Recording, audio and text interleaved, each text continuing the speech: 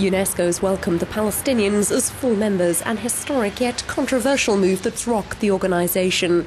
They won their place despite stiff resistance from the US and Israel, but it came at a high price. Bound by two laws that forbid subsidising any organisation that recognises Palestine as a state, Washington cut off funds, sending the UN's Education, Scientific and Cultural Agency into financial freefall.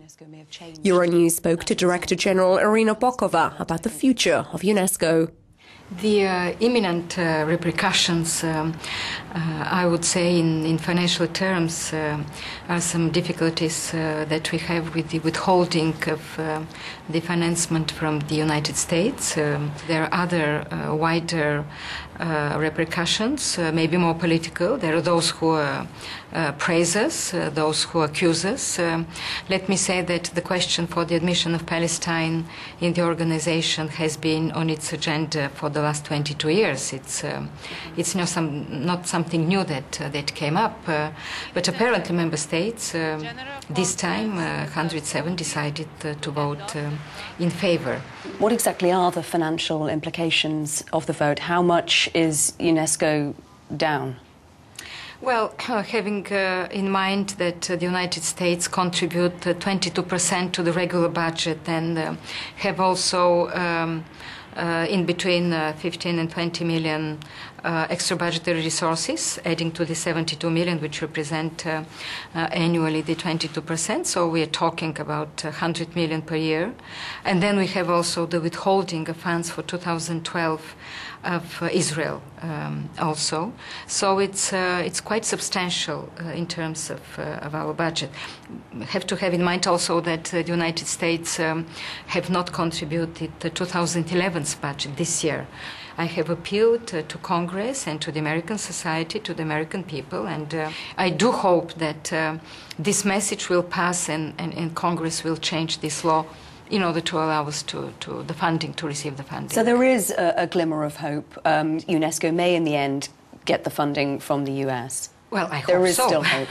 I hope so. I hope so. Some of the projects which may be affected if the funding hole isn't filled could possibly concern the judicial system and water in Iraq. These are projects which are at risk. Are there others that are at risk that you know of at the moment? Well, first of all, these are very important projects. Our overall delivery, I would say, of our programs in both cases, in Iraq and Afghanistan, is jeopardized because you can imagine that withholding more than 22, I would say for next year, we have to accumulate the loss of this year. It will be more than 30%. It will jeopardize our delivery on the field. I would like to mention another such case. It's the work of our Intergovernmental Oceanographic Commission, which is very heavily involved. It's actually coordinating all the tsunami alert systems. When there was the tsunami earlier this year, the earthquake and tsunami in Fukushima in Japan, we issued the alert in 5 minutes. Some saw the vote and the subsequent recognition as an abuse of UNESCO's powers. Do you think the organisation has overstepped its mandate in making a political decision like this? Well, it's difficult for me to decide. It was a decision by member states. What we regret at this particular moment is precisely this kind of a criticism or this tendency to look everything through the prism of this political decision and to neglect all the other important activities that we do. I understand that UNESCO started a click and donate program for the public to give money to UNESCO, which I understand has not gone particularly well for the moment. Not an enormous amount of money has been raised. I never expected from this donate to UNESCO campaign millions of dollars, but it's an important, I would say, citizen support for what UNESCO is doing. But at the same time, we have to know that budgetary contribution of each member state is an obligation and respect for the organization, and I believe that still the United States will change the law.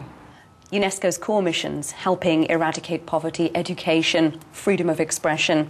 With this in mind, how is the organisation reacting to the hopes and challenges presented by the Arab Spring? We were very enthusiastic here with the Arab Spring because we do believe that it's a legitimate aspiration for more dignity, for human rights, for better living. And since the very first day, we accompanied some of these countries in their path towards openness, democracy, and a different social and political order. Our first projects were to train Tunisian journalists to report on elections, because even there are simple things for many of us nowadays, but they lack such experience.